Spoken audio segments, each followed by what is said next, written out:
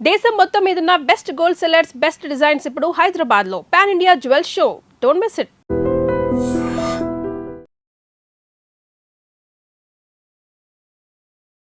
బాక్సులన్నింటినీ బద్దలు కొట్టేసిన cinema writer మీరు. ఈ మధ్యకాలంలో అనంత శ్రీరామ్ పాటలే కాదు మాటలు కూడా పేలుతున్నాయి. పెద్ద సినిమాకు సంబంధించిన ప్రెస్ మీట్లో ఐటమ్ సాంగ్ని ఆస్వాదించిన వాళ్ళు బాగానే ఉన్నారు. ఐటమ్ సాంగ్లో ఇలా చేసిన వాళ్ళే ఐటమ్ గాళ్ళు అని చెప్పి ఒక మాట వాడారు. మీ దృష్టిలో ఐటమ్ గాళ్ళు అంటే ఎవరు? ఎక్కువ పాపం సరస్వతి పుత్రులే కానీ లక్ష్మీ పుత్రులు కారు. ఏ పైశాచిక ఆనందం పొందుతారు నాకు అర్థం కాదు. రేపటి నుంచి మీ పాట ప్రయాణానికి ఇలా ఓపెన్ అవ్వడం అడ్డంకి కాదా? ఎంత వినోదం కావాలో అంత వినోదం అనిపిస్తుంది. ఈశ్వరు, అల్లా, యేసు ఒకటే కదరా బాసు అని అనంత శ్రీరామ్ చెప్పాల్సి వస్తే చెప్తారా? ఇది మీకు అర్థమవుతుందా? కాన్షియస్గా తెలుస్తుందా? ఇంకో 100 రెట్లు ఎక్కువ అవనివ్వండి, ఏం పని. మీరెందుకు అదే స్టేజ్ మీద ఎన్టీఆర్ పేరు కానీ ఎన్టీఆర్ గారి సినిమా పేర్లు కానీ ప్రస్తావించలేకపోయారు? వ్యతిరేకత వ్యక్తిత్వం మీద కాదు కదా, ఆలోచన విధానం మీద. ఏ సంవత్సరం కూడా మీకు నెంబర్ తగ్గలేదు, మీ స్పీడు తగ్గలేదు. అంటే వచ్చిన సక్సెస్ని అలాగే నిలబెట్టుకుంటూ కాన్స్టెంట్గా స్థిరంగా వస్తున్నారు అనమాట. ఇది ఎలా సాధ్యం అవుతుంది? వచ్చిలిపోయే పాటలు కాకుండా గుర్తుండిపోయే పాటలు రాస్తే కొన్నాళ్ళు విజయవంతమైన సినిమాలు రాకపోయినా అప్పటి పాటలు గుర్తొచ్చి ఇది రాసింది ఇతనే కదా అని ఆ దర్శకుడికి మనం స్ఫురించాలి. అని అనంత శ్రీరామ్కి కడుపు నిండిపోయి అన్ని విషయాల మీద అన్ని అంశాల మీద ఓపెన్ అయి మాట్లాడుతున్నాడు అని కామెంట్స్ చేస్తున్నాడు. దీనికి సమాధానం చెప్తుంది. మాది వ్యవసాయ కుటుంబం, ఆకలేస్తే పండించుకోగలిగే అంత స్తోమత అయితే ఉంది. ఈ బెదిరింపులు టీనేజ్ నుంచి నాకు అలవాటే. ఇంజనీరింగ్ పూర్తవ్వకపోతే నీకు అసలు తినడానికి కూడా తిండి సంపాదించుకోలేవు. చాలా ఎక్కువ మందికి ఉన్నట్టు ఈ సిగరెట్, టీ, మందు ఈ అలవాట్లు ఏమీ లేకపోతే వాళ్ళతో జెల్ అవ్వలేవు. అలవాట్లు ఉంటేనేమో నువ్వు చెడిపోతావు. దాని వశం చేసుకుంటుందో దానికి దూరంగా ఉండాలి. మనల్ని అదుపు చేసేది ఏది కూడా మన మంచి అలవాటు కాదు, వ్యసనం కింద. రాజమౌళి గారు కానీ లేకపోతే గౌతమ్ మీనన్ గారు కానీ సందీప్ రెడ్డి వంగ గారు కానీ ఇప్పుడు ఇలాంటి ఒక డైరెక్టర్లందరికీ ఒక స్పెషల్ ఆరా ఉంటుంది, వాళ్ళ నాలెడ్జ్ వల్ల వచ్చిన ఆరా. అలాంటి గ్రేట్ పీపుల్ అంతా ఖచ్చితంగా మీతో అసోసియేట్ అవుతున్నారు. ఎలా పాసిబుల్ అవుతుంది ఇది? మనం పాట రాసే ప్రక్రియను కనుక ఆస్వాదిస్తూ ఉంటే. రాజమౌళి గారిని పరిచయం చేయండి అని ఆయన నేనే అడగలేదు. ఇప్పుడు సందీప్ రెడ్డి వంగ గారి విషయంలో కూడా అంతేనా? అర్జున్ రెడ్డి అన్న చిన్న సినిమాకి చూపించిన చిత్తశుద్ధి. మీరు ఎలాగో ఎక్కడ అప్పులు కానీ లోన్స్ తీసుకోవడం కానీ ఏమీ చేయరంటే మనం సంతోషంగా ఉన్నామని అవతలకు చూపించడానికి డబ్బులు. Hi, welcome to iDream. Hi sir, నమస్తే. నమస్కారం అండి. సార్, యాక్చువల్గా లిరిక్స్ రైటర్స్ ఒక ఇంటర్వ్యూకి వచ్చినప్పుడు వాళ్ళకు ముందు వాళ్ళు రాసిన పాటలు, ఆ సినిమాలు వాటిని పరిచయం చేసి ఆ కవిని పరిచయం చేయాల్సిన అవసరం ఉంటుంది మాకు. కానీ ఆ లైన్ని చెరిపేసి ఒక స్టార్ లిరిక్ రైటర్ పేరు చెప్పంగానే మీ సినిమా పాటలన్నీ గుర్తొస్తూ మీ ప్రయాణం మొత్తం కళ్ళ ముందు మెదలాడుతూ అలాంటి ఒక స్టార్డమ్ క్రియేట్ చేసుకున్నారు ఈ 21 సంవత్సరాల్లో. అది ముందు నాకు చాలా ఆనందంగా ఉంది. అండ్ ఇంకోటి, ఇది కూడా చెప్పిన ఇంటర్వ్యూలోకి వెళ్తాను. నాకు తెలిసినంతవరకు కవి అంటే చాలా భయస్థుడుగాను, మర్యాదస్తుడుగాను, చాలా అణిగిపోయి ఇలా అంటే ఇంతకాలం కవులు ఇలాగే మనం చూస్తూ వచ్చాం. వాళ్ళ బాడీ లాంగ్వేజ్ గురించి మాట్లాడుతున్నాను నేను. దాన్ని ధిక్కరించిన వ్యక్తి అనుకోవచ్చు నేను. సో ఓపెన్గా మాట్లాడుతూ నచ్చినది, మనసుకు నచ్చింది, తనకు అనిపించింది, తన జ్ఞాన పరిధి మీద మాట్లాడుతూ, సో వీటన్నిటిని ఈ బాక్సులన్నింటినీ బద్దలు కొట్టేసిన సినిమా రైటర్ మీరు. సో అది నాకు బాగా నచ్చింది. థ్యాంక్ యూ అండి. అంటే నేను వచ్చిన కొత్తలో గమనించింది అదనమాట. ఎక్కువ పాపం సరస్వతి పుత్రులే కానీ లక్ష్మీ పుత్రులు కారు అని చెప్పి చాలామంది కవుల్ని దాన్ని ఏమంటారు, కొంత చమత్కారం ఆడిన సందర్భాలు కూడా విన్నాను.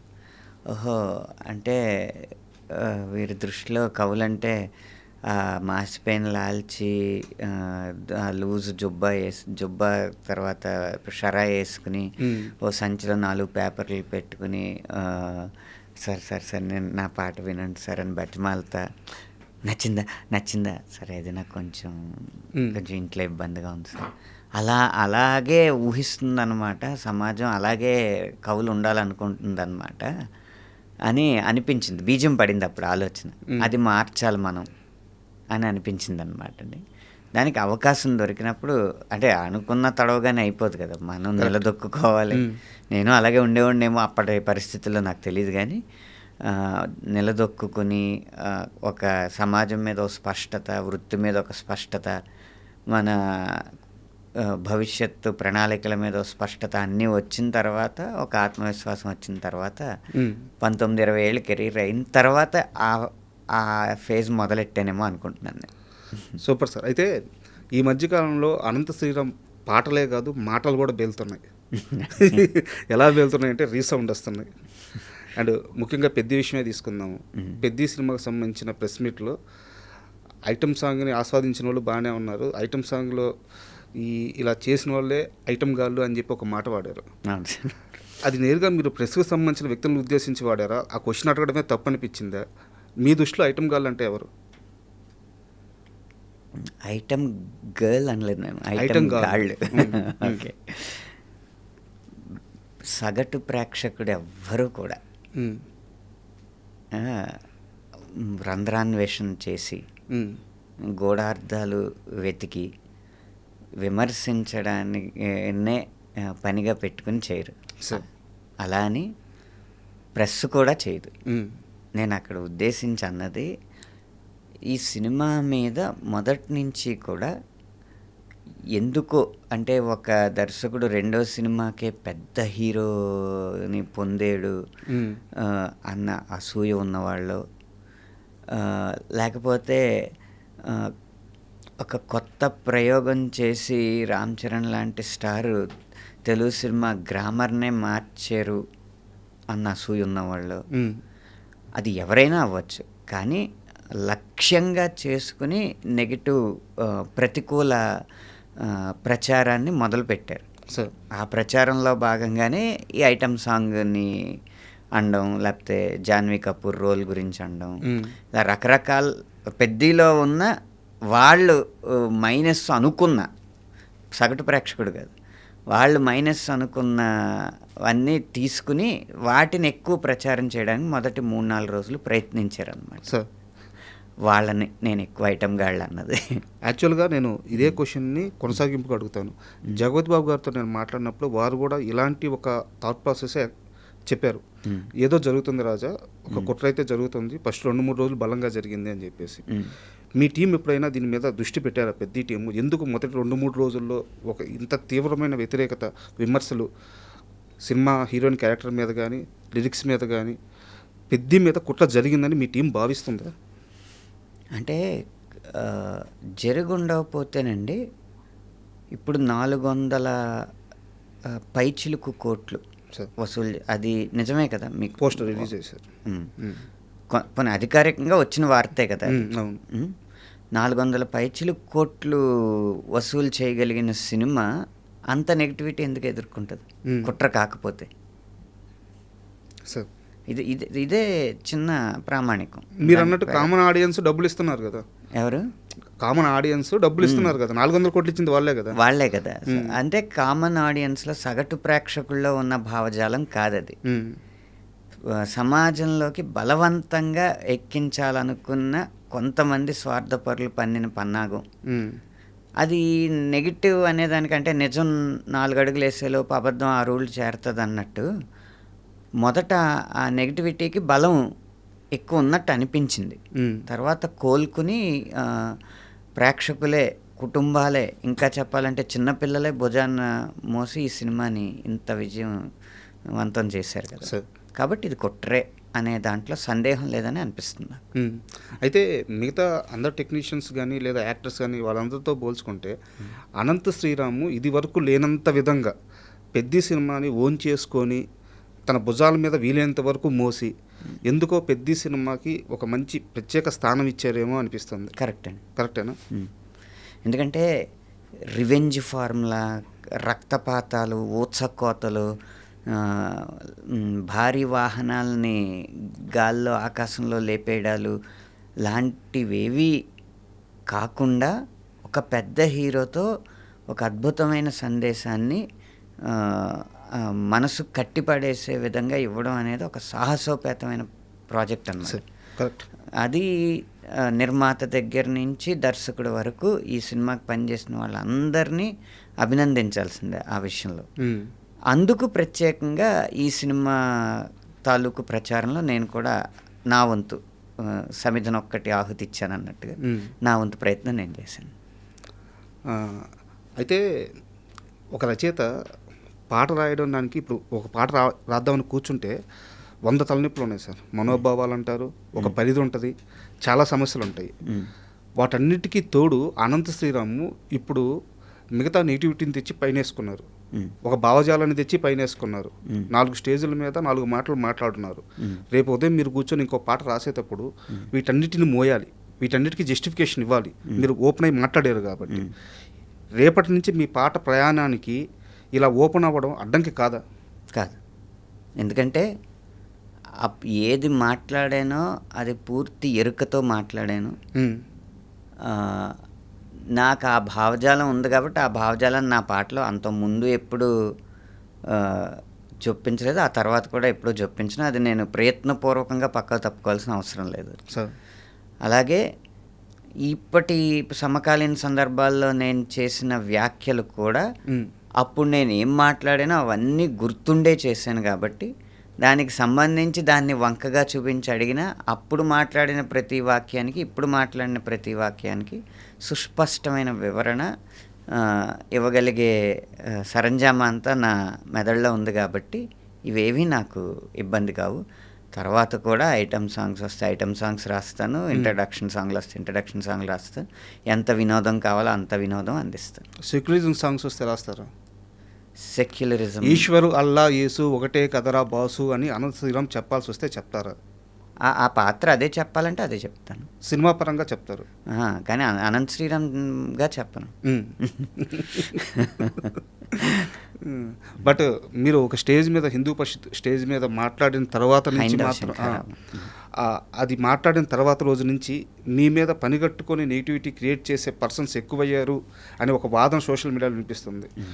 ఇది మీకు అర్థమవుతుందా? కాన్షియస్గా తెలుస్తుందా? ఇంకో 100 రెట్లు ఎక్కువ అవనివ్వండి, ఏం పర్లేదు. మీకు అర్థమవుతుంది ఇది? అంటే సిద్ధపడే కదండి మాట్లాడింది. అంటే ఒకటి మనం మాట్లాడే మాట యొక్క ప్రస్తుతాన్ని, గతాన్ని, భవిష్యత్తుని ఊహించకుండా మనం మాట వదలడం అంటే మనకు పరిపక్వత లేనట్టు. ప్రతి మాట యొక్క 3 కాలాల ఫలితాలని ఊహించే బయటికి మాట్లాడతాం సార్. ఇవన్నీ ఊహించే మాట్లాడాను. అయితే అదే స్టేజ్ మీద మీరు మాట్లాడేటప్పుడు కల్కి అని చెప్పి ఒక సినిమాని నేరుగా ప్రస్తావించారు.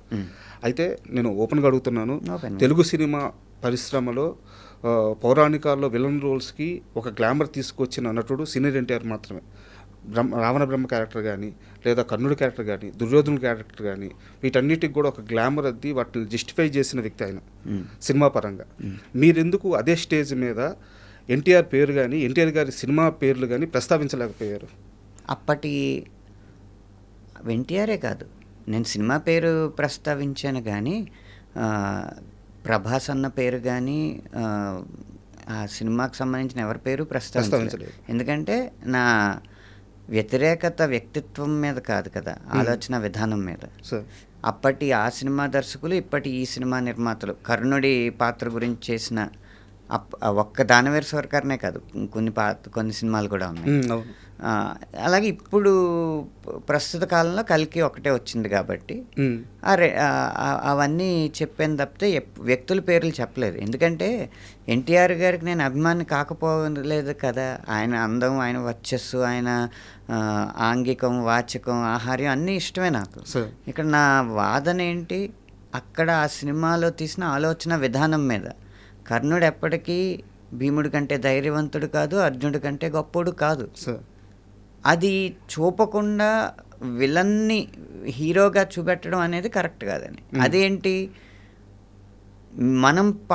మనం సృష్టించిన పాత్ర అయితే పర్లేదు, మనం సృష్టించిన పాత్ర ఒక క్రిమినల్ అయినా ఆ కథకు అతనే హీరో అయితే హీరోయే, ఎవరు కాదనలేరు. కానీ ఇవి ఇతిహాసాలని ఒకరు మన ప్రాచీన చరిత్రని ఇతిహాస రూపంలో రాసినప్పుడు వీలైతే అదే తీయాలి. కానీ ఈ సినిమాకు బాగుంటుందని చెప్పి ఒక పాత్ర యొక్క తీరుతెన్నుల్ని మార్చేయకూడదు సార్. అంటే ఈ ప్రశ్న ఎందుకు అడిగానంటే, కొంతమంది ఇలా ఇంటర్వ్యూ జరుగుతున్నప్పుడు మిమ్మల్ని ప్రశ్నలు అడగమని చెప్పి సోషల్ మీడియాలో క్వశ్చన్ చేశాను అన్నమాట. అడగమనండి, అవన్నీ నేరుగా వచ్చి అడగమనండి. వాళ్ళు అడిగింది ఏంటంటే కల్కి సినిమా ప్రస్తావన తీసుకొచ్చిన అనంత శ్రీరాము దానవీర సూరకర్ణ ప్రస్తావన ఎందుకు ఎత్తలేదు అదే స్టేజ్ మీద అని చెప్పి అడిగారు అనమాట. అప్పటి ఆ సినిమా అన్నాను కదా. పోనీ దానవీర సూరకర్ణ అన్న పేరు ఇప్పుడు నేను ఉచ్చరించడానికి ఏమీ భయపడలేదు కదా. సార్ దానవీర సూరకర్ణలో కూడా మూల భారతాన్ని వక్రీకరించేసిన సన్నివేశాలు ఉన్నాయి, అందులో ఏమాత్రం సందేహం లేదు సార్. అండ్ మీ రచన శైలి గురించి వస్తే అంటే ఒక్కొక్క అభిమానికి కవి ఒక్కో రకంగా అర్థమవుతారు. ఇప్పుడు నాకు అనంత శ్రీరాము అంటే నేను ముద్ర వేయట్లేదు, మీ సాహిత్యంలో నాకు భావకవిత్వం ఎక్కువగా కనిపిస్తుంటుంది. ఒక దేవులపల్లి కృష్ణశాస్త్రి గారు రాసిన కృష్ణపక్షం కానీ దాంట్లో ఉండే ఆ ఎక్స్ప్రెషన్స్, అలాంటి ఒక ఎక్స్ప్రెషన్స్ అంటే కొత్త బంగారు లోకంలో బొగ్గని పెదవి తాకిన చోట అని చెప్పేసి ఒక ఎక్స్ప్రెషన్ ఉంటుంది. అలాగే యానిమల్ మూవీలో సముద్రాల కన్నా సొగస్సెంత లోతే ఎలా ఈదుతున్నా ముంచేస్తుంది అని చెప్పేసి ఇలాంటి ఒక ఎక్స్ప్రెషన్లు పడినప్పుడు యాక్చువల్గా దేవులపల్లి కృష్ణశాస్త్రి గారి రచన అద్భుతమైన రచనని చాలామంది గుర్తుపెట్టుకోలేకపోయారు. అద్భుతమైన పాటలు రాశారు ఆయన. నాకెందుకో ఈ తరంలో అలాంటి ఒక అద్భుతమైన భావకవిత్వం చెప్పగల సినిమా కవి మీరు అనిపిస్తారు. నా అభిప్రాయాన్ని కరెక్ట్ అంటారా? అంటే ఆయన ప్రభావం మీ పైన ఏమైనా ఉందా? సందర్భాన్ని బట్టి భావకవిత్వం అవుద్దా అది లేకపోతే అభ్యుదయ కవిత్వం అవుద్దా అనేది సినిమా కవికి ముద్ర పడడానికి కష్టం అండి. అంటే మీరు రై రై రారా పాట ఉంది, అది అభ్యుదయ కవిత్వం. అవును, ఆ సందర్భం అది. కాబట్టి ప్రేమ పాటకు వచ్చేటప్పటికి భావుకతే ప్రేమకు అందం కదా. లేకపోతే నువ్వంటే నాకు ఇష్టం, నేనంటే నీకు ఇష్టం తప్ప ఇంకేం ఉండదు కదా ప్రేమలో. ప్రకృతిలో ఉన్న రకరకాల అంశాలను తీసుకుని వాటిని పోలికలు చేసి ఉన్న భావాన్ని లేకపోతే ఉన్న దృశ్యాన్ని వాటితో పోల్చి రాయడమే భావకవిత్వం. అది ప్రేమ పాటలకి ఎక్కువ ఉంటుంది కాబట్టి నేను రాసిన ఎక్కువ ప్రేమ పాటల్లో మీకు భావకవిత్వం కనిపించి ఉండొచ్చు. మీ శైలి ఏమంటే ఏం చెప్తారు సార్? అసలు అనంత శ్రీరాము ఇక్కడ చాలా స్ట్రాంగ్ లేదా ఇది నా జోను అని మీరు చెప్పగలిగేది ఏంటి? నా శైలి ఏంటంటే ఇప్పుడు ఎక్కువ ట్యూన్లకి రాసే సంస్కృతి కాబట్టి ట్యూన్కి రాసినప్పుడు నేను రాస్తే దీర్ఘంలాగా హ్రస్వంలాగా వినిపిస్తుంది. అలాగే ట్యూన్కి అడ్జస్ట్ చేయడానికి అన్నట్టు గ్రాంధిక భాషలో వ్యాకరణం ఉండదు. మామూలు వాడుక భాషలోనే వ్యాకరణం ఉంటుంది. అది చెప్పడానికి చాలా సులువు, కానీ అది సాధనలో పెట్టడం చాలా కష్టం. అంటే నిజంగా నేనైనా ఇలా నీ జతలో ఉన్నా అనేది మాట్లాడినట్టు ఉంటుంది, కానీ ఆ ట్యూన్కి అది తట్టడం కష్టం. అందుకే చాలామంది చేసింది అన్న లెంత్ లేక చూసే ఇలాంటివి పెడతా ఉంటారు కదా. నాకు అవి చాలా తక్కువ వస్తాయి నా పాటలు. అండ్ నాకు ఇంకోటి బాగా నచ్చిన అంశం ఏంటంటే 21 సంవత్సరాలు 20 సంవత్సరాలు వేసుకోండి మీ సినిమా ప్రయాణం రచయితగా. సో నెంబర్ పరంగా చూసుకుంటే ఏ సంవత్సరం కూడా ఒక 60 పాటలకి 50 నుంచి 60 70 పాటలు ఏ సంవత్సరం కూడా మీకు నెంబర్ తగ్గలేదు, మీ స్పీడు తగ్గలేదు. అంటే వచ్చిన సక్సెస్ని అలాగే నిలబెట్టుకుంటూ కాన్స్టెంట్గా స్థిరంగా వస్తున్నారు అనమాట. ఇది ఎలా సాధ్యం అవుతుంది? నేను కెరీర్ బిగినింగ్లో ఏది విజయం అనేది ఒక ప్రశ్న వేసుకున్నాను నాకు నేను. ఏది విజయం అని ప్రశ్న వేసుకున్నప్పుడు అన్నిటికంటే పెద్ద బడ్జెట్ సినిమాలో రాయడం విజయమా, లేకపోతే మన పాటలో ఆటోల దగ్గర నుంచి సంతల్లో లౌడ్ స్పీకర్స్ వరకు మోగడం విజయమా, లేకపోతే ప్రతి ఒక్కరూ తన ప్లేలిస్ట్లో మన పాటలు పెట్టుకుని పడుకునేటప్పుడు వినడం విజయమా? ఇవన్నీ ఆలోచిస్తుంటే నాకు అనిపించింది ఏంటంటే అసలు అవేమీ విజయం కాదు, నిలకడొక్కటే విజయం అని నాకు అనిపించింది. ఎందుకు అంటే సినిమా విజయాన్ని బట్టే పాటల విజయాలు ఆధారపడి ఉంటాయి. మన హిట్ సినిమాలో ఇప్పుడు మీరు రాగానే పెద్ద సినిమా గురించి పెద్ద పాటల గురించి ఊసెత్తినందుకు పెద్ద హిట్ అయిందనే. అది మన చేతిలో లేదు. సినిమా విజయం అనేది దర్శకుడి చేతిలో ఉంది. కాకపోతే విజయవంతమైన సినిమాలో వెళ్ళిపోయే పాటలు కాకుండా గుర్తుండిపోయే పాటలు రాస్తే కొన్నాళ్ళు విజయవంతమైన సినిమాలు రాకపోయినా అప్పటి పాటలు గుర్తొచ్చి ఇది రాసింది ఇతనే కదా అని ఆ దర్శకుడికి మనం స్ఫురించాలి. అప్పుడు మళ్ళీ పాటలు వస్తాయి. అలా అప్పుడప్పుడు విజయాలు వచ్చినప్పటికీ కూడా ఆ విజయం ఒక ముద్ర వేసే విజయంగా ఉంటే ఖచ్చితంగా మన విజయం కొనసాగుతూ ఉంటుంది అని పెట్టుకుని ప్రతి పాటకి ఒక నాణ్యత ఉండేలాగా ప్రయత్నించాను. అది ఐటమ్ సాంగ్ నుంచి ప్రేమ గీతం వరకు ఏదైనా నా తాలూకు నాణ్యత ఉండడానికి ప్రయత్నించాను. అది నిలకడ ఇచ్చింది నాకు, అది కాపాడింది. అందుకనే ఎప్పుడు ఏ రోజు నేను బాహాటంగానే ఒప్పుకునేది ఏంటంటే, ఏ రోజు నెంబర్ 1 ఎవరంటే అనంత శ్రీరామ్ పేరు రాదు, కానీ ఆ నెంబర్ 1 పేర్లు మారుతూ ఉంటాయి, నెంబర్ 2 పేరు నాది ఉంటుంది. అది సేఫ్ గేమా? అది సేఫ్ గేమ్ కాదు, నాకు నా విధానంలో నాకు కుదిరిన అంశం అది. సార్ అయితే ఈ మధ్యకాలంలోనే మీరు అన్నట్టు ఏ విషయాన్నైనా చాలా కుండబద్దలు కొట్టినట్టు బలంగా చెప్తున్న అనంత శ్రీరాము, ఈ వారానికి 1000 నా కోసం దాయి, నెలకోసారైనా నీకు ఇస్తాను హాయి, ఈ లిరిక్స్ విషయంలో అవును నేను రాసింది అదే అని ఒప్పుకోవడానికి ఎందుకు సంకోచిస్తున్నారు? నేను సంకోచించట్లేదు, నేను రాసింది అది కాదని చెప్పి నిర్మోహమాటంగా చెప్తున్నాను. అక్కడ మీకు నిరూపణ ఉంది కదా, వారానికి 1000 రూపాయలు నా కోసం నువ్వు దాసావంటే నెలకోసారి నీకు పడక సుఖం ఇస్తాను అంటే మీరన్న భావం. వారానికి 1000 రూపాయలు కూడా కాదు, నా కోసం దాయి, నెలకోసారైనా నీకు ఇస్తా ఈ హాయి అని మట్టుకే అన్నాను, ఈ పడక సుఖం అనలేదు. కాబట్టి వారికి ఏదైతే ఎంటర్టైన్మెంట్ ఇప్పుడు శృంగారం అంటే ఏంటంటే, లేకపోతే మైథునం అంటే ఏంటి, ఇద్దరు చూడకుండా వివస్త్రలై చేసే ఒక రతిక్రీడ. అక్కడ మీకు దృశ్యంలో జరుగుతుంది ఏంటి, ఒక 100 మంది చుట్టూ ఉండగా ఒక నర్తకి వచ్చి వాళ్ళకి వినోదాన్ని అందిస్తుంది. ఆ దృశ్యం ఏదో, ఇక్కడ సాహిత్యం అదే. దాన్ని అన్వయించుకుంటే ఎవరు ఏం చేయలేరు. అక్కడ దృశ్యం సాహిత్యం ఒకటే. అలాగే ఇది కూడా ఇంతేరో అని 2వ చరణంలో రాసిన ఈ నృత్య ప్రదర్శనే, నెమరేసుకోవడానికి మెమరీస్ సుఖమిట్టా పోగేసే అని 3వ స్టాంజాలో రాసిన ఇది ఆ వినోదాన్ని అడ్రస్ చేసేదే, ఆ నృత్యాన్ని అడ్రస్ చేసేదే.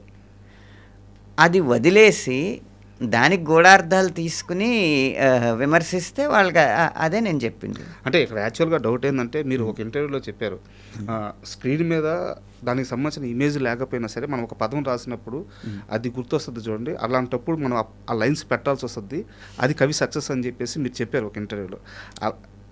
స్క్రీన్ మీద ఇమేజ్ లేకపోయినా కూడా మనం రాసిన లిరిక్ వల్ల అది గుర్తుకు రావాలి ఇండైరెక్ట్గా, అది కవి సక్సెస్ అని చెప్పి మీరే చెప్పారు నాకు ఉదాహరణకి. అందుకే కదా వారానికి 1000 రూపాయలని కానీ 1000 లీటర్లని కానీ 1000 వరహాలని కానీ యూనిట్ ఇచ్చినప్పుడు స్పెసిఫిక్గా అది చెప్పినట్టు. అలాగే హాయికి ముందు 1000 పక్కన అంటే సఫిక్స్, హాయికి ముందు అంటే ప్రిఫిక్స్ ఇచ్చినప్పుడే దాన్ని డిఫైన్ చేసినట్టు కదా.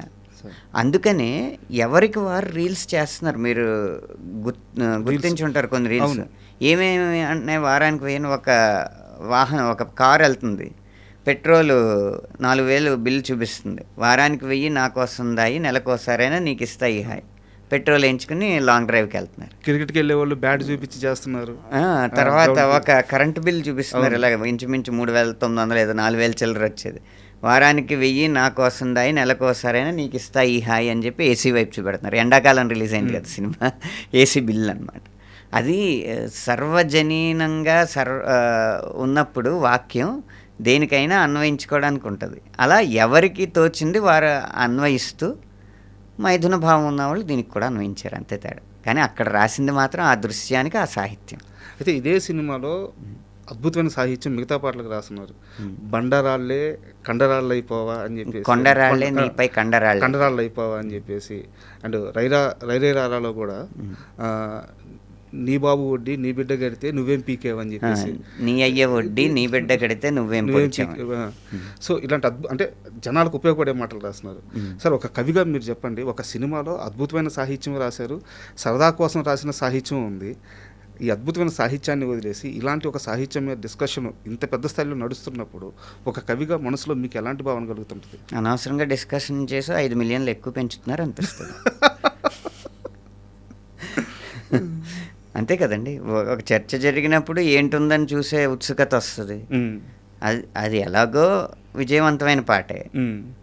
దానికి ఇంకో 5 మిలియన్లు ఎక్కువ చేరుస్తున్నారు అంతే. సార్ ఇప్పుడు 60 మిలియన్లు ఉంది మనం ఈ ఇంటర్వ్యూ చేసే సమయానికి పాట. అందులో 55 మిలియన్లు దానికి ఉన్న పొటెన్షియాలిటీతో వచ్చినట్టు, దానికి ఉన్న వినోదం ఇవ్వగలిగే లక్షణంతో దానికి వచ్చినట్టు. మిగతా 5 మిలియన్లు వివాదంతో వచ్చినట్టు. అండ్ ఈ ప్రశ్న నేను అడగబోయే ప్రశ్న 2-3 ఇంటర్వ్యూలో మిమ్మల్ని అడిగారు, అయినా సరే మా ఆడియన్స్ కోసం అడగాల్సి వస్తుంది ఈ ప్రశ్న. బుచ్చిబాబు గారు తన పైన వచ్చిన విమర్శలు, సినిమా పైన ఉన్న విమర్శలు, వాటిని తట్టుకొని సినిమా నిలబడడం కోసం క్షమాపణ చెప్పారు. సో మీరు మాత్రం అందరి ముందు పబ్లిక్ ఆయన క్షమాపణ చెప్పడం కూడా నాకు నచ్చలేదని ఒక స్టేట్మెంట్ ఇచ్చారు. దీన్ని ఎంతవరకు సమర్థిస్తారు? పూర్తి 100% సమర్థిస్తాను. ఎంతవరకు ఏముంది సార్ అంటే అది ఒక రకమైన మానసిక రోగం అండి. ఒకళ్ళ క్షమార్పణ చెప్తే ఆనందించడం, ఒకళ్ళ చేత క్షమార్పణ చెప్పించుకోవడం లేదు కాదు కదా. ఎందుకు చెప్పాలి క్షమార్పణ అనేది నా ప్రశ్న అనమాట. ఇప్పుడు ఒక పాత్ర, ఒక సన్నివేశం ఒక దర్శకుడు సృష్టించాడు. నచ్చితే చూస్తాం, నచ్చపోతే చూడం. దానికి డైరెక్టర్ని క్షమార్పణ చెప్పేదాకా నెగిటివిటీని స్ప్రెడ్ చేసి ఏ పైశాచిక ఆనందం పొందుతారు నాకు అర్థం కాదు. మీకు ఎందుకు క్షమార్పణ చెప్పాలి దర్శకుడు? మీరే ఒక క్షమార్పణ చెప్పించకపోయినా అది తప్పైతే మీరే కదా శిక్షిస్తారు. చూడరు కదా సినిమా, రెండోసారి చూడరు కదా, మీ ఇంట్లో వాళ్ళకి చూడొద్దని చెప్తారు కదా. దానికి దర్శకుడు క్షమార్పణ ఎందుకు చెప్పాలి? ఆ పైశాచిక ఆనందం ఏంటి? మీరు దాన్ని ఖండించారు? దాన్నే ఖండిస్తున్నాను. అలాగే ఈ మీడియాలో, అంటే మెయిన్ స్ట్రీమ్ మీడియా కాదు కానీ సోషల్ మీడియాలో ప్రబలుతున్న ఇదేంటంటే, మనం ఒక వ్యక్తి ఎదురుగా లేనప్పుడు, మనల్ని అతను ఏమీ అనే కండిషన్స్ లేనప్పుడు సోషల్ మీడియా ఒక వేదిక వచ్చింది కదా, మనం ఎలాగో అంత గొప్ప సినిమా తీయలేము, మనం ఆ స్థాయికి వెళ్ళాలంటే అప్పుడే అయ్యే పని కాదు. కానీ అంత గొప్ప సినిమా తీసినోడిని గనక తిట్టేస్తే అతను ఒకే స్థాయిగా ఇక్కడ ఇప్పుడు బుచ్చిబాబుని పలానా పిచ్చిబాబు తిట్టాడు అనుకుందాం. ఈ బుచ్చిబాబు ఏమో ఎన్నో కష్టపడి కథ రాసుకుని ఒక గొప్ప హీరోని ఒప్పించి ఒక గొప్పగా తయారు చేసి 5 సంవత్సరాల కష్టం, దాన్ని ఒక పెద్ద సినిమా తీసే క్రమంలో వచ్చే ఒడిదుడుకులు అన్నీ తట్టుకుని ఆ బుధవారం సినిమాని విడుదల చేస్తాడు బుచ్చిబాబు ఒక పక్క. ఇతను 5 సంవత్సరాల కష్టాన్ని చూడకుండానే లేదో చూసో 2-3 గంటలు చూసో ఒక నెగిటివ్ కామెంట్ వదిలేస్తాడు. కానీ వేదిక మీద బుచ్చిబాబుని తిట్టిన పిచ్చిబాబు అని ఉంటుంది సోషల్ మీడియా వేదిక మీద. బుచ్చిబాబు పిచ్చిబాబు పక్కనే ఉంటారు. ఈ పిచ్చిబాబులకి ఆ అర్హత ఇవ్వడం నాకు ఇష్టం లేదు సార్. సార్ నేను ఈ ప్రశ్న సీరియస్గానే అడుగుతున్నాను. రావాల్సిన సినిమాలు వచ్చినాయి, పెద్ద హీరోలకు రాశారు, పెద్ద సినిమాలకు రాశారు, సంపాదన వచ్చింది, ఇకపైన వచ్చినన్ని పాటలే వస్తాయి, నాకు కొత్తగా పోయేదేముంది అని అనంత శ్రీరామ్కి కడుపు నిండిపోయి అన్ని విషయాల మీద, అన్ని అంశాల మీద ఓపెన్ అయి మాట్లాడుతున్నాడు అని కామెంట్స్ చేస్తున్నాడు. దీనికి సమాధానం చెప్పండి. ఒకటి, నా కడుపు పరిశ్రమలోకి రాకముందే నిండిపోయిందండి. మాది వ్యవసాయ కుటుంబం.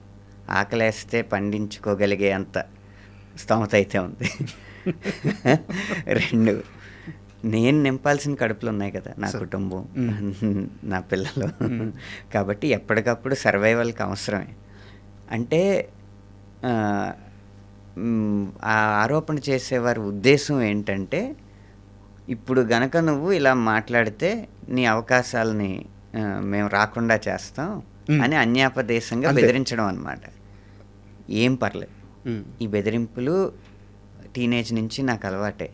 ఇంజనీరింగ్ పూర్తవ్వకపోతే నీకు అసలు తినడానికి కూడా తిండి సంపాదించుకోలేవు అని కాలేజీల్లో అన్న మాటలని లెక్క చేయకుండానే నా దారి ఇది కాదని చెప్పి 3 సంవత్సరాలు ఇంజనీరింగ్ మానేసి ఈ రంగంలోకి వచ్చేసాను. ఈ రంగంలోకి వచ్చిన తర్వాత నీకు అందరికీ చాలా ఎక్కువ మందికి ఉన్నట్టు ఈ సిగరెట్టు, టీ, మందు, ఈ అలవాట్లు ఏమీ లేకపోతే వాళ్ళతో జెల్ అవ్వలేవు. అలవాట్లు ఉంటేనేమో నువ్వు చెడిపోతావు. అందుకని నువ్వు నిలదొక్కోలేవు ఇండస్ట్రీలో అని తర్వాత చుట్టుపక్కల సమాజం అన్నప్పుడు లెక్క చేయకుండానే నేను ఏ అలవాట్లు చేసుకోకుండానే 20 సంవత్సరాలు గడపడం జరిగింది. చాలా కొన్ని ఇంటర్వ్యూల్లో పెద్ద రచయిత, సినిమా రచయిత కాదు, మంచి విద్వత్తు ఉన్న పండితుడు, రచయిత కూడా ఇండస్ట్రీలో ఏంటండి వాళ్ళతో పాటు తాగాలి, వాళ్ళతో పాటు ఇది అలవాట్లన్నీ చేసుకోవాలి, అప్పుడు కానీ సక్సెస్ రాదు అని అనడం జరిగింది. అది నిజం కాదు అని ప్రూవ్ చేయడానికి ఒక్కళ్ళైనా ఉండాలి కదా. అది ఆదర్శంగా తీసుకుని అది ప్రేరణగా తీసుకుని నేను ఏ అలవాట్లు చేసుకోలేదు.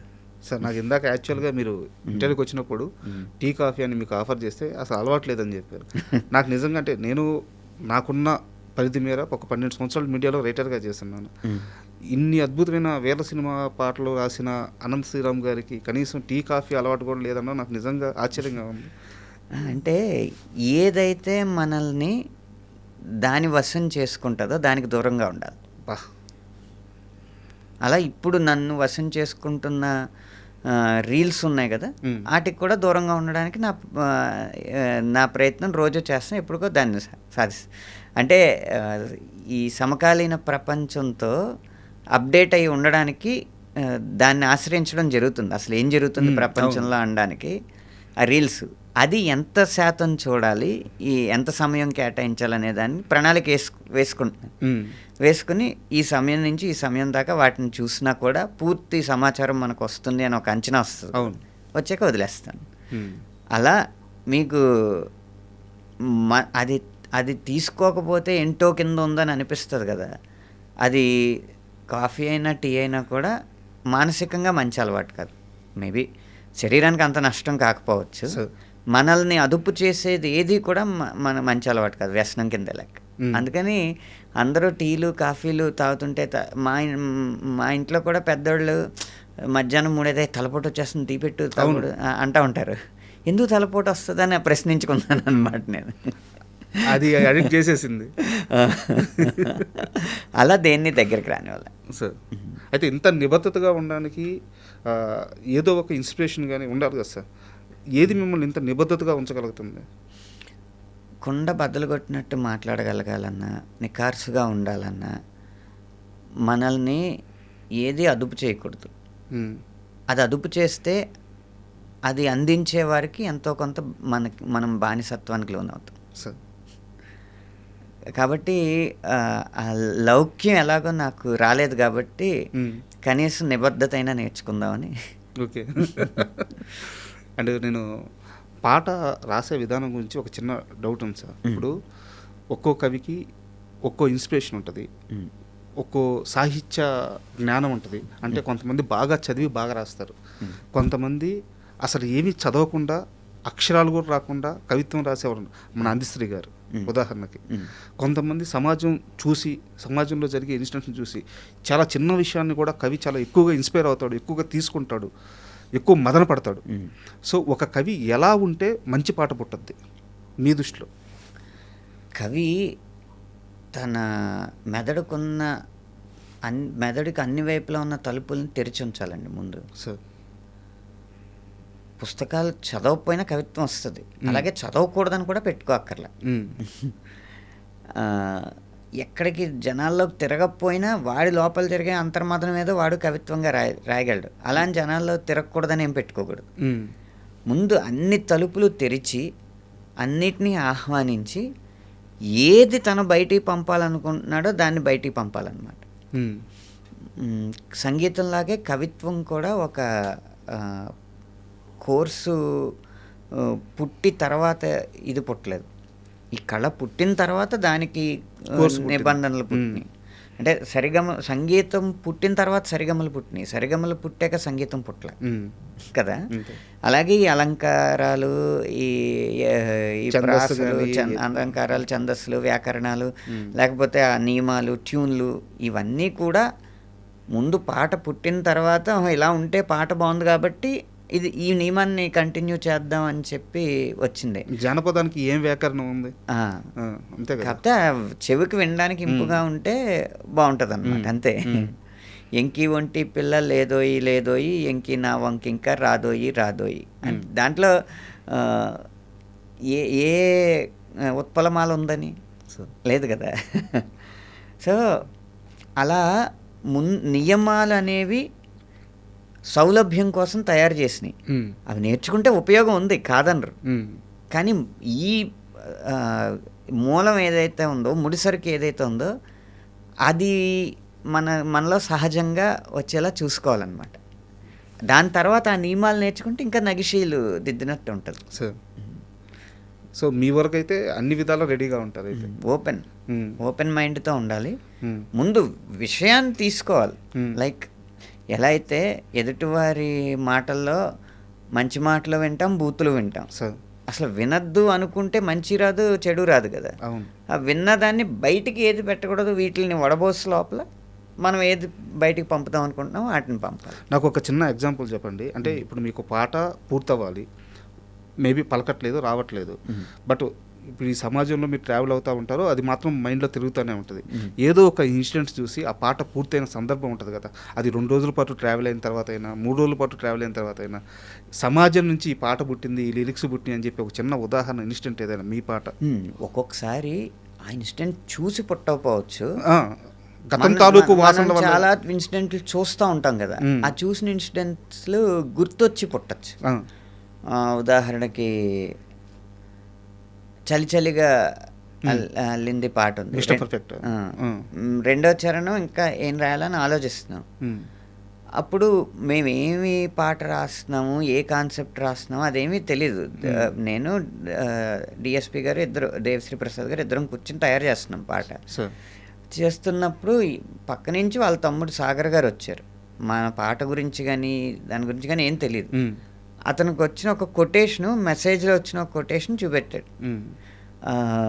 I can show my anger towards you in front of anybody, but I can't show my love it though there is nobody around you అని. ఇదేదో బాగుంది అనగానే ఆ పాడుతున్న ట్యూన్కి అందులో ఉన్న భావం సరిపోద్దేమో అని అనిపించి, నీపై కోపాన్ని ఎందరి ముందైనా బెదురేం లేకుండా తెలిపే నేను, నీపై ఇష్టాన్ని నేరుగా నీకైనా తెలపాలనుకుంటే తడబడుతున్నాను అలా ఏం రాశాను. ఏం సింక్ అయింది సార్ అసలు. సిచ్యువేషన్ కూడా కుదిరింది, కరెక్ట్ కూర్చుంది. అదే అంటే ఓపెన్ అనేది ఎందుకు ముఖ్యం అంటే చెప్తున్నాను. మేము పాట రాసుకుంటున్నాం, నువ్వేంటి ఇప్పుడు ఈ ఎస్ఎంఎస్లు అంతా తర్వాత రా, దేవశ్రీ ప్రసాద్ గారు అవతలకు పంపేసిన సాగర్ని, లేకపోతే సాగర్ ఏదో చెప్తున్నాడులే అని నేను అది వినకపోయినా అది అందులోకి వచ్చేది కాదు కదా. అందుకే నా తలుపు అప్పుడు తెరిచింది కాబట్టి బయటికి పంపగలిగాను. సూపర్. అయితే ఇంకో కవికి సంబంధించిన ఇంకో ప్రశ్న సార్. కవి తను రగిలిపోతూ ఉంటాడు, ప్రతి చిన్న అంశాన్ని లోతుకు తీసుకోవాలి, తను ఆస్వాదించాలి, తను ఏడవాలి, తను నవ్వాలి. ఈ ప్రాసెస్ రోజు జరుగుతూ ఉంటుంది. ఈ ప్రాసెస్లో రాత్రిపూట నిద్ర ఉండదు, ఒక్కోసారి కొన్ని అలవాట్లు అవుతాయి, వాటిని తీసుకోవాల్సి వస్తుంది. అంటే సమాజం కోసం ఆలోచిస్తూనే ఉండాలి కవి. ఈ మొత్తం ప్రాసెస్లో కవి ఆరోగ్యం చాలా ఇంపార్టెంట్. సో మీ ఆరోగ్యం కోసం మీరు పెట్టుకున్న నియమ నిబంధనలు ఏంటి? రాత్రిపూట పాట రాయకూడదని కానీ ఇలాంటి మీ పాట ప్రాసెస్ డేలో ఎలా ఉంటుందో చెప్పండి. అంటే నా పూర్వకవుల అనుభవం చూసుకుంటే, ఇప్పుడు సీతారాం శాస్త్రి గారు ఉన్నారు, ఆయన సాయంత్రం 7 నుంచి తెల్లారుజాను 6 వరకు పనిచేసి చాలా రోజులు అలా, ఒక్కోసారి పగలు నిద్ర పట్టక అలా, అంటే మనకి ఒక సాహితీ గంధాన్ని అందించడానికి తన శరీరాన్ని కుళ్ళబెట్టుకున్నారనిపిస్తూ ఉండేదన్నమాట. లేకపోతే మనకి సాహితీ కాంతుల్ని పంచడానికి తన శరీరాన్ని కాల్చుకున్నారనిపిస్తూ ఉంటుంది. ఇప్పుడు ఆయన 63 ఏదో వయసు, ఆ వయసులో ఆయన 65 లోపు వయసులోనే ఆయన ఇక్కడి నుంచి వెళ్ళిపోవడం జరిగింది. అది చాలా రచయిత అనేవాడికి చాలా యవ్వనం లాంటిది అనమాట. 65 అన్న వయసు రచయితకి. అంటే ఆ శక్తి ఉంటుంది, ఆ మెదడుకి ఆలోచించగలిగే శక్తి ఉంటుంది, అనుభవం ఉంటుంది, భవిష్యత్తుని దర్శించగలిగే పరిపక్వత ఉంటుంది. బా కరెక్ట్. అది కాక రాస్తూ రాస్తూ వచ్చిన ఆ దైవ కటాక్షం వల్ల తన మాట మంత్రం అవ్వగలిగే ఒక స్థాయి వచ్చేస్తుంది. అలాంటి సమయంలో ఆయన వైదొలగడం వల్ల మన సాహిత్యానికి చాలా నష్టం జరిగింది.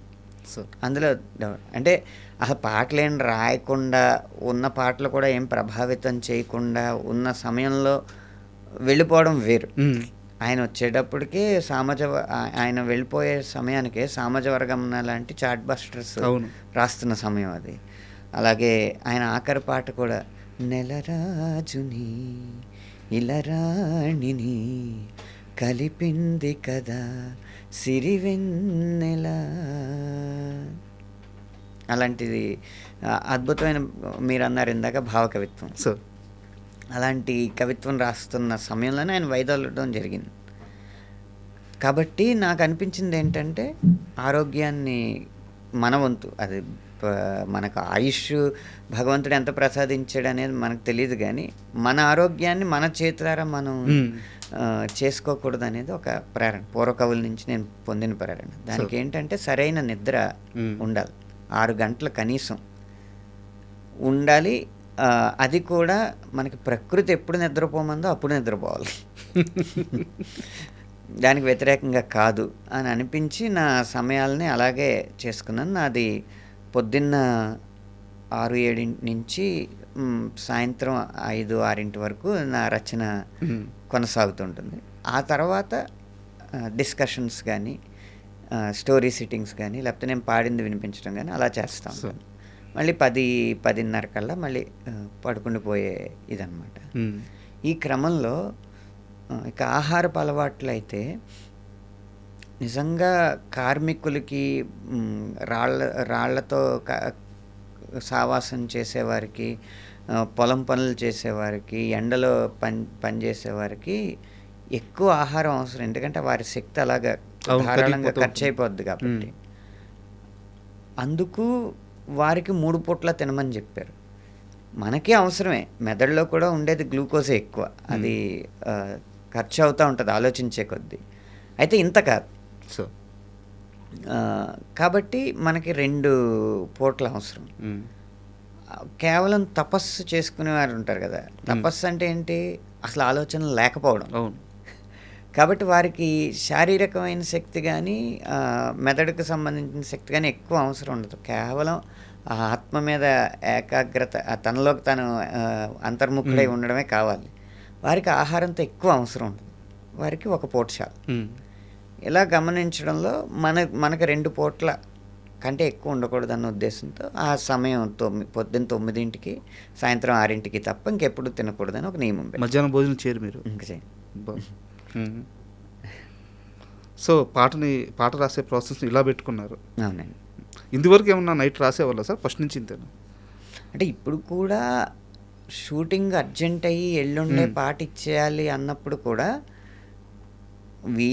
అవసరం ఉంటే రాత్రి మేలుకుంటాను, కానీ ఆ నాకు నేను పని కట్టుకుని రాత్రే రాయాలని పెట్టుకోను. అప్పుడప్పుడు మన శరీరానికి తట్టుకునే శక్తి ఉంటుంది.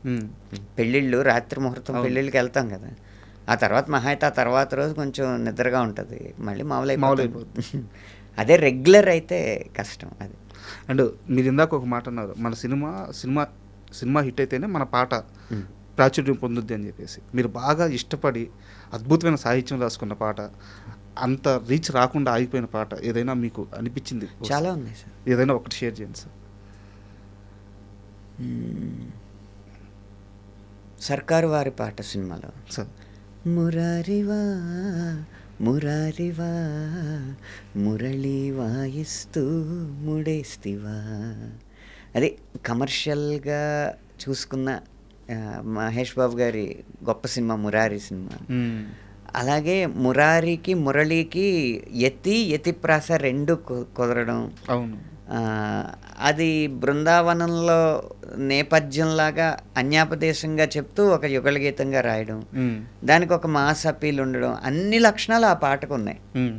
కాకపోతే అది మొదట్లో ఎక్కువ అవుతుందని, సినిమా లెంత్ ఎక్కువ అవుతుందని పెట్టకపోవడం, తర్వాత ఇప్పుడు 2-3 వారాలు అయిన తర్వాత ఎలాగో షూట్ చేశారు కాబట్టి సినిమా అయిపోయాక రోలింగ్ టైటిల్స్ టైంలో రావడం అలా వెళ్ళాల్సినంత రీతిగా వెళ్ళకపోవడం వల్ల పెద్ద పాట అవ్వలేదు కానీ చాలా పెద్ద హిట్ అవ్వాల్సిన పాట అనేది నా ఆలోచన అనమాట. అండ్ మీ సినీ ప్రయాణం నేను గమనిస్తే రాజమౌళి గారు కానీ ఇప్పుడు లేకపోతే గౌతమ్ మీనన్ గారు కానీ సందీప్ రెడ్డి వంగ గారు కానీ ఇప్పుడు ఇలాంటి ఒక డైరెక్టర్లందరికీ ఒక స్పెషల్ ఆరా ఉంటుంది, వాళ్ళ నాలెడ్జ్ వల్ల వచ్చిన ఆరా ఇదంతా. అలాంటి గ్రేట్ పీపుల్ అంతా ఖచ్చితంగా మీతో అసోసియేట్ అవుతున్నారు లేదా మీరు వారితో అసోసియేట్ అవ్వగలుగుతున్నారు. ఆ పాత్ మాత్రం కుదురుతుంది అలాంటి గొప్ప గొప్ప డైరెక్టర్లు అందరితో. మీకు ఎలా పాసిబుల్ అవుతుంది ఇది? చెప్పాను కదండి, ప్రాసెస్ని ఎంజాయ్ చేయాలి మనం. నాకు రాజమౌళి గారి అవకాశం ఎప్పుడొచ్చింది,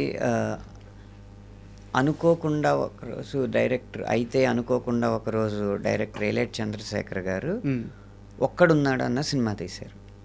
ఆ సినిమాకి కీరవాణి గారి సంగీతం. ఆ సినిమాకి కావాల్సింది కష్టపడి రాశాను, ఆయనకి నచ్చేటట్టు రాశాను. అంతేగాని రాజమౌళి గారిని పరిచయం చేయండి అని ఆయన నేనే అడగలేదు. నా పనితీరు నచ్చి కీరవాణి గారు రాజమౌళి గారికి పరిచయం చేశారు. అప్పుడు ఆయన సినిమాకి కావాల్సినట్టు కష్టపడి రాశాను. అలా జరిగిన పరిచయమే తప్ప రికమెండేషన్ ఎవరి ద్వారానో వెళ్ళి కలిసి ఇలా జరిగిన పరిచయాలు కాదు ఇవేవి. మనం పాట రాసే ప్రక్రియను కనుక ఆస్వాదిస్తూ ఉంటే రావాల్సిన అవకాశాలని అదే రప్పిస్తుంది, పాటే తీసుకెళ్తుంది. ఇప్పుడు సందీప్ రెడ్డి వంగ గారి విషయంలో కూడా అంతేనా? అంటే ఆయన ముందు సినిమాలు నచ్చే పిలిచారు నన్ను. అర్జున్ రెడ్డికి ఆయన ఒక వెంచర్ అంటే వాళ్ళ సొంత ఆస్తులు అమ్ముకుని డబ్బులు తెచ్చుకుని సినిమా తీశారు. అంత దాన్ని ఏమంటారు, అంత సున్నితమైన పరిస్థితిలో ఉన్న దర్శకుడితో కూడా ఆ సినిమాకి ఎంత కష్టపడాలో అంత కష్టపడ్డాను. అది ఆయనకు నచ్చింది. అప్పుడు 2 పాటలే రాశాను ఆ సినిమాకి. యానిమల్ అవకాశం వచ్చినప్పుడు అన్నీ ఇచ్చారు. సో ఒక అర్జున్ రెడ్డి అన్న చిన్న సినిమా విడుదల అయిన తర్వాత పెద్ద సినిమా. అవును. అర్జున్ రెడ్డి అన్న చిన్న సినిమాకి చూపించిన చిత్తశుద్ధి యానిమల్ అన్న పెద్ద సినిమా ఇచ్చింది. ఈ చిన్న సినిమా పెద్ద సినిమా తారతమ్యం రెమ్యునరేషన్స్లో కనిపిస్తూ ఉంటుంది, సాహిత్యంలో ఉండకూడదు కదా? కనిపించదు.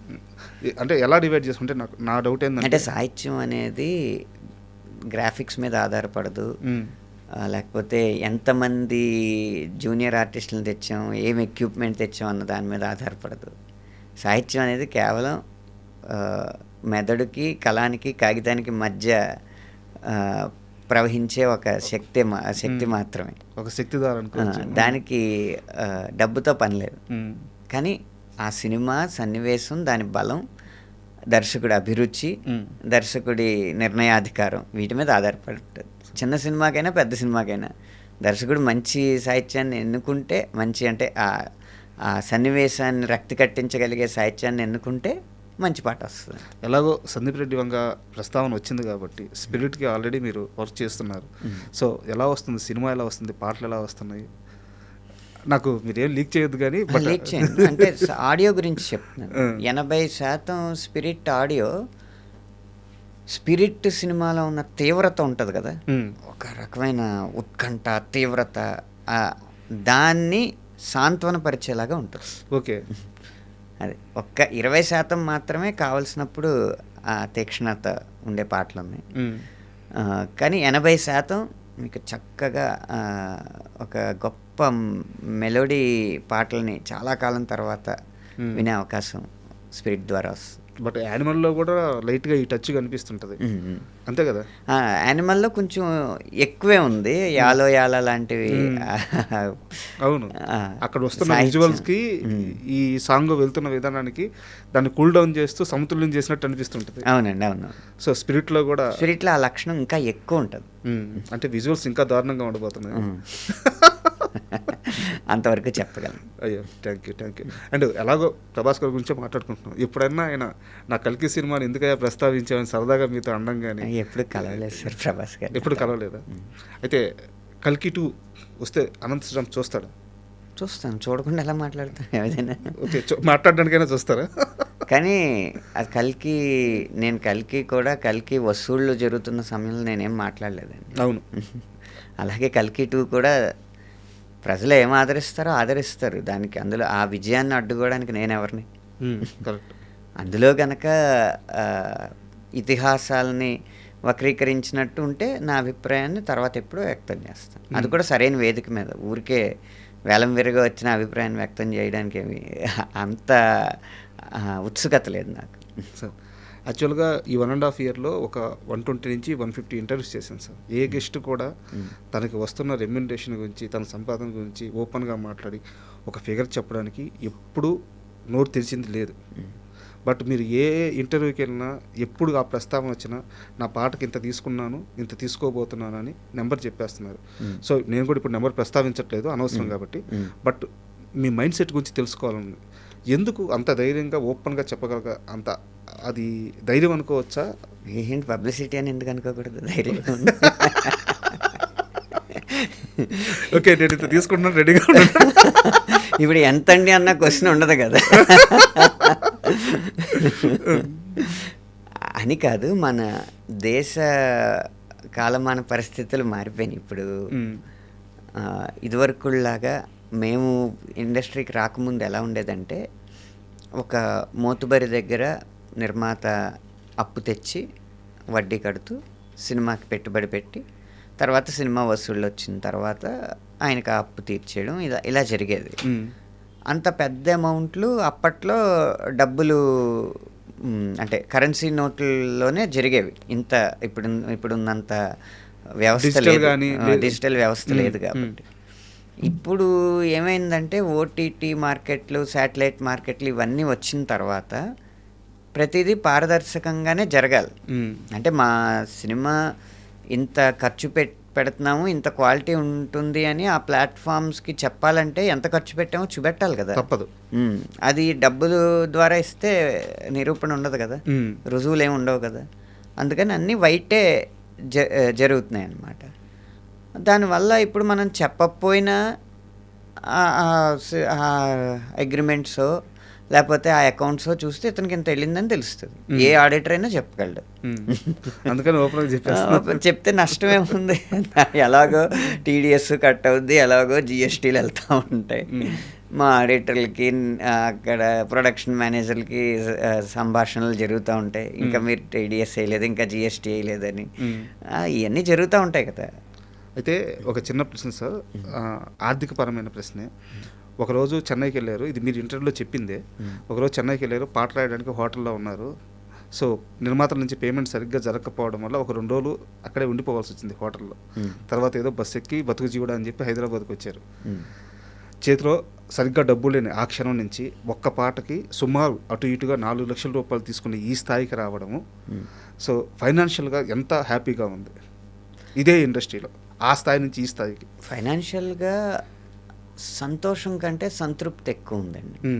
అంటే ఈనాటి సమాజం ఆశించే అంత విలాసాల్లో నేను కనపడకపోవచ్చు, కానీ ఏదైతే దైనందిన జీవితపు అవసరాలు ఉన్నాయో, పిల్లల ఫీజులు, పిల్లల భవిష్యత్తు ప్రణాళిక, అలాగే చిన్నపాటి టూర్లు, యాత్రలు చేయడానికి, అలా కాకుండా జీవితంలో అప్పుడప్పుడు వచ్చే అనుకోని ఖర్చులు ఉంటాయి కదా.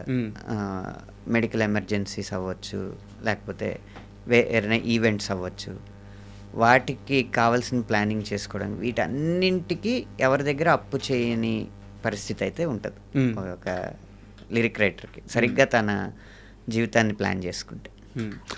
అదే పరిస్థితిలో నేను. మీరు ఎలాగో ఎక్కడ అప్పులు కానీ లోన్స్ తీసుకోవడం కానీ ఏమీ చేయరంట?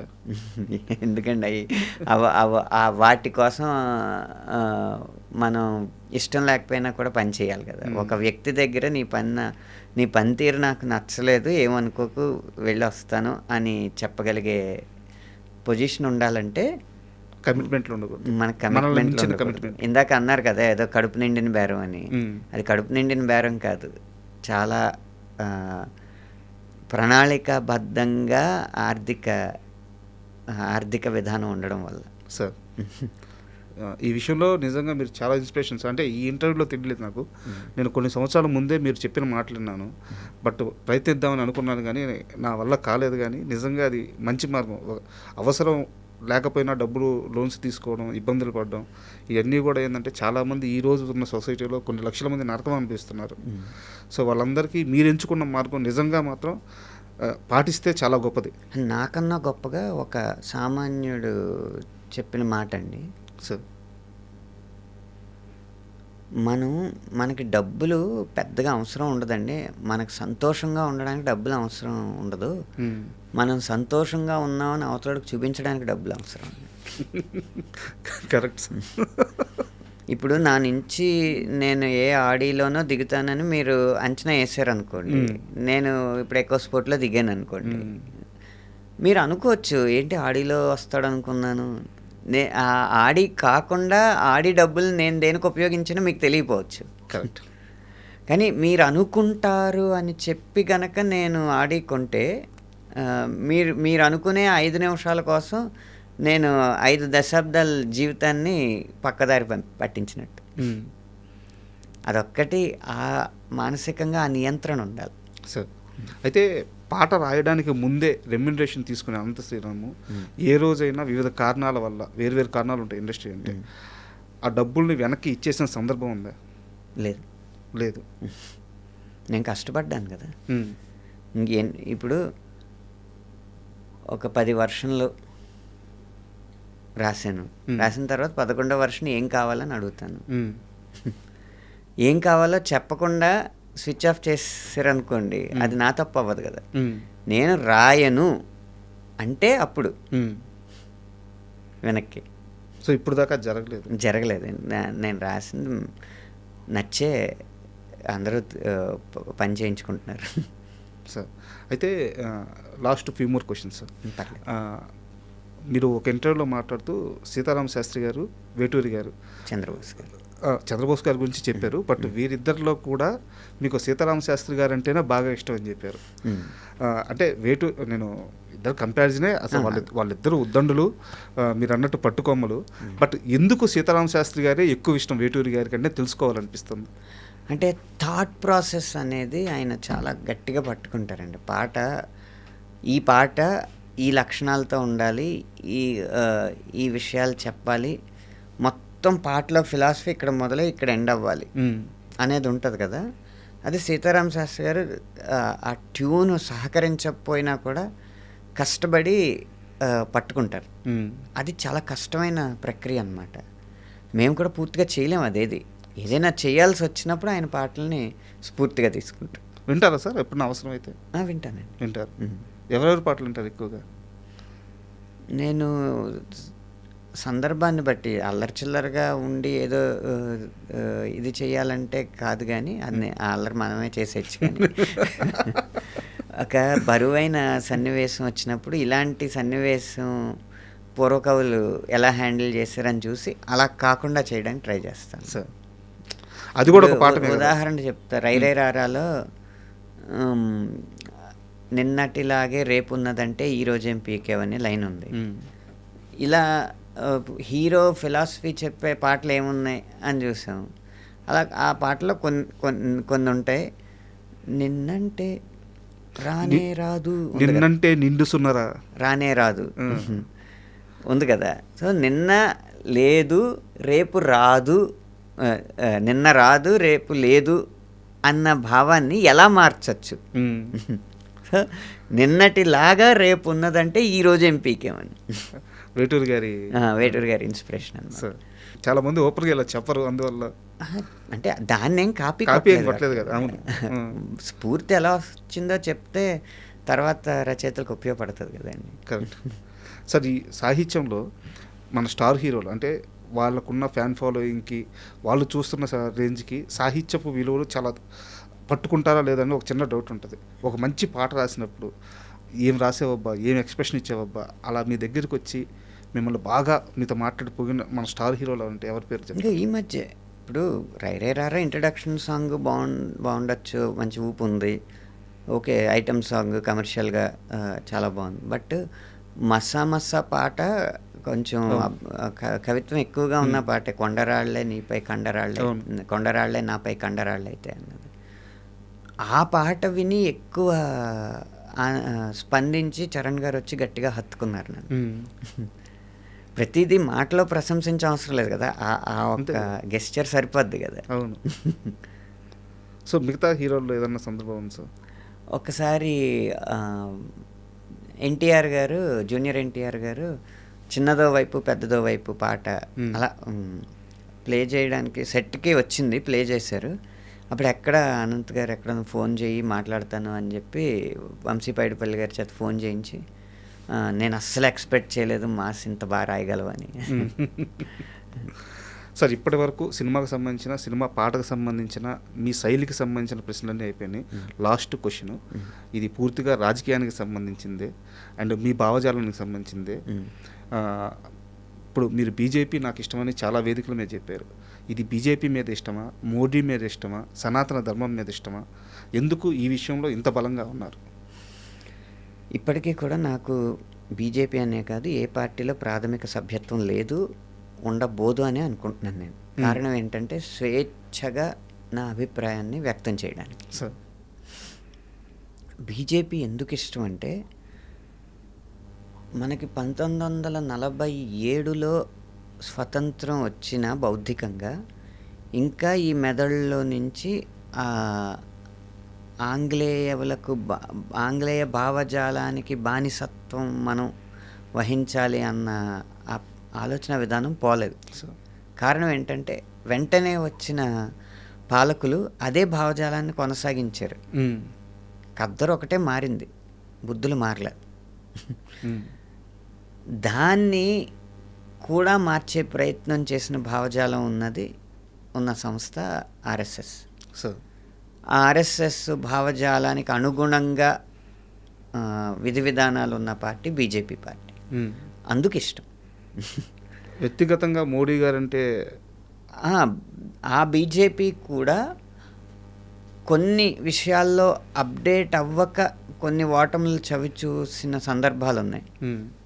ఆ అప్డేట్ అవ్వని విషయాల్లో కరెక్షన్ చేసుకుంటూ సవరించుకుంటూ కాలానికి తగ్గట్టు ఈ భావజాలాన్ని ప్రజల్లో తీసుకెళ్ళగలిగిన ఒక సమర్థుడైన నాయకుడు మోదీ అన్నమాట.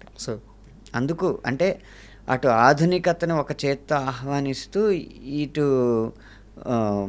మన ప్రాచీన వైభవాన్ని ఒక చేత్తో మోసుకుంటూ రెండింటినీ సమతౌల్యపరుస్తున్న నాయకుడు కాబట్టి మోదీ గారు ఎక్కువ. బీజేపీలో వాజ్పేయి గారు నాకు అందరికంటే ఎక్కువ ఇష్టం, కానీ మోదీ గారు కూడా అదే స్థాయి ఇష్టం అన్నమాట. సార్ యాక్చువల్గా ఇంటర్వ్యూ అయిపోయింది.